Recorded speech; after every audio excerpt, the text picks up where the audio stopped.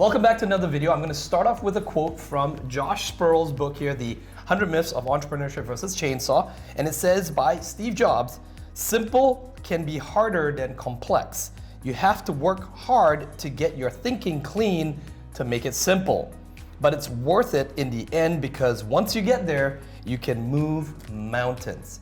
And I've got another quote as well too in this chapter, which states that 82% of entrepreneurs scored less than 70% when queried on basic financial literacy questions such as balance sheets, accruals, cash flows, etc. And that was by Intuit, which is QuickBooks. So Josh is Canada's top CPA, CFO, and business consultant. If you haven't already got a copy of his book, we've put a link in the description below. Josh, let's tackle this topic here. For anyone who's watching us for the first time here, Josh is going to answer some of these myths in which entrepreneurs stumble. That's why 96% of them fail. So pay attention if you are building a business and trying to scale it. Josh, is it important to understand a balance sheet? Yes. So many business owners, they just want to look at their income statement. They want to look at the profit and loss, right? Which we covered in the other video up here as well. It's kind of the, it's kind of the interesting part, right? How did I do last month? I want to just see that profit and loss statement, right? And they pay no attention to the balance sheet. Right. Okay? The number one problem with that is the income statement that they're using, the profit and loss statement that they're using, if they haven't reviewed their balance sheet, is most of the time unreliable. Okay? Because most of the mistakes that will hang around, they're hiding on the balance sheet. We have a whole bunch of undeposited funds, or we have accounts that should be positive and they're negative, right? We have receivables that have been hanging out there forever. We're growing receivables from 50 to 100 to 150 to 200 to 300, and it's just uncollectible revenue or duplicate revenue, and the business owner never sees it. Because they're not looking at the balance sheet. They're somewhat intimidated by it. They think that I don't quite understand it, so I'm just going to look at the profit and loss because that's a little bit more intuitive, right? But your goal isn't to be an accounting savant or a CPA the first time you look at it.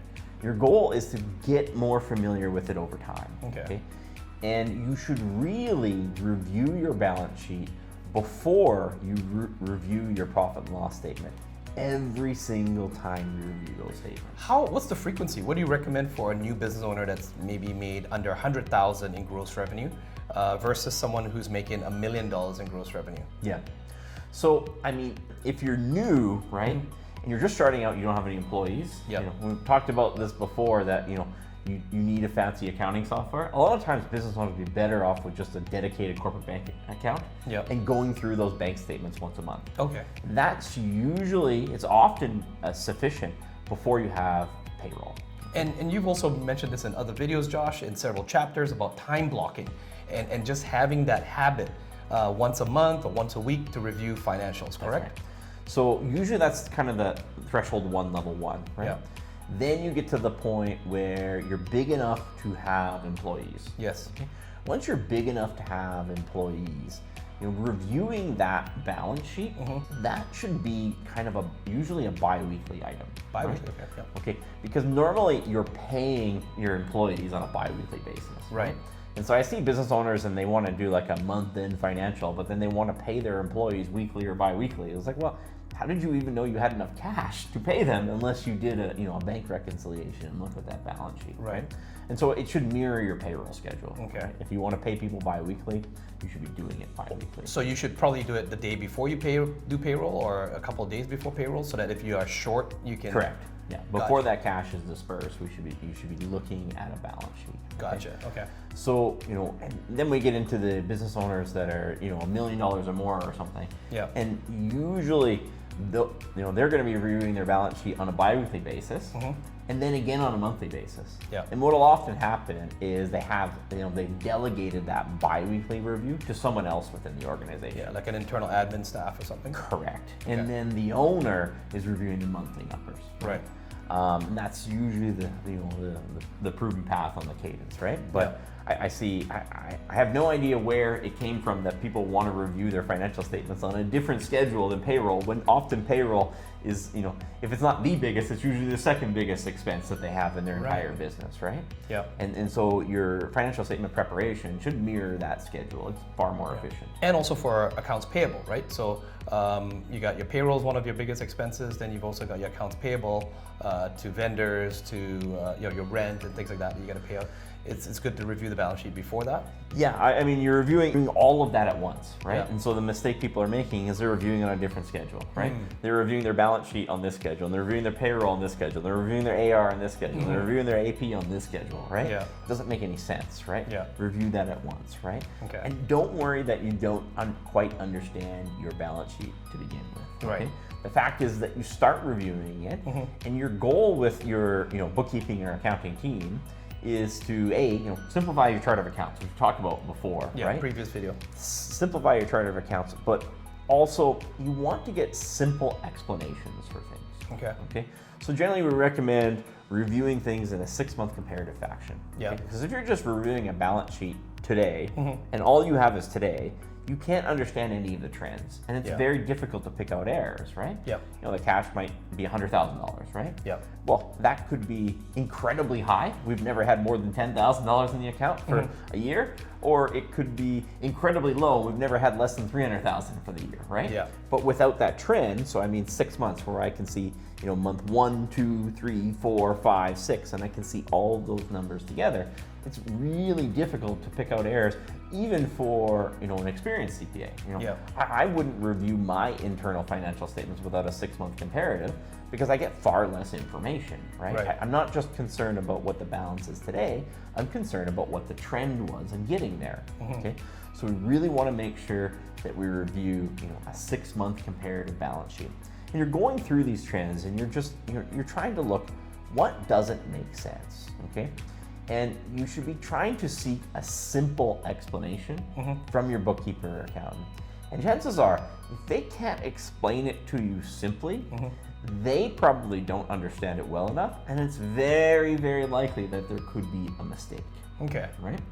And so, some of the general things when you're looking through a balance sheet is be very, aware of numbers that don't change. Okay. So let's say you have a credit card balance and it was $5,439.25.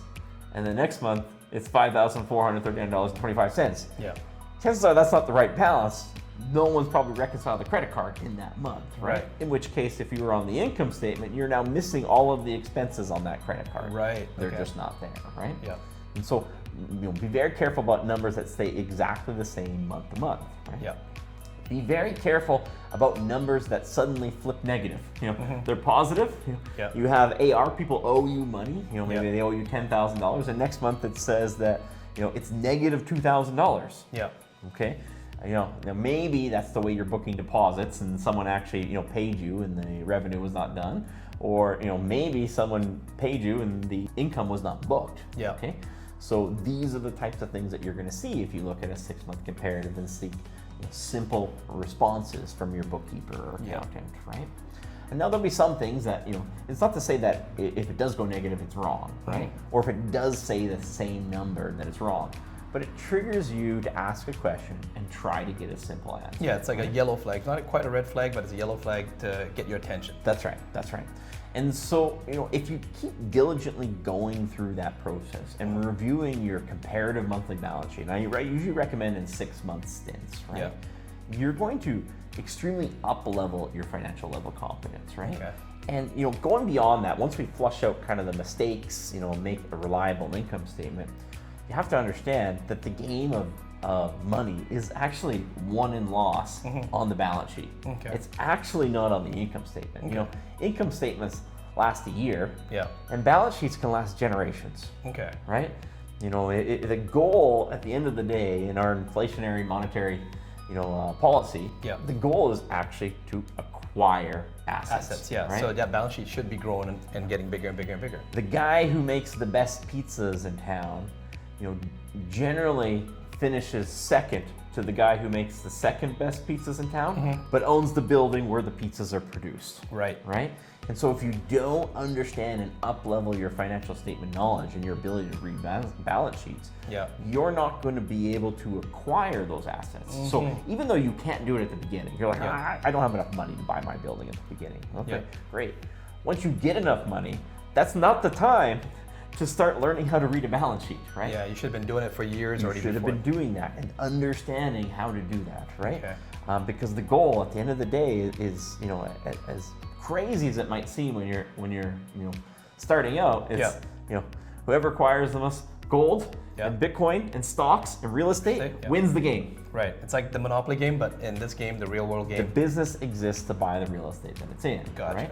And so understanding your balance sheet and having a strong balance sheet, right? Where it's like, I have enough cash in this account that it's going to last, right?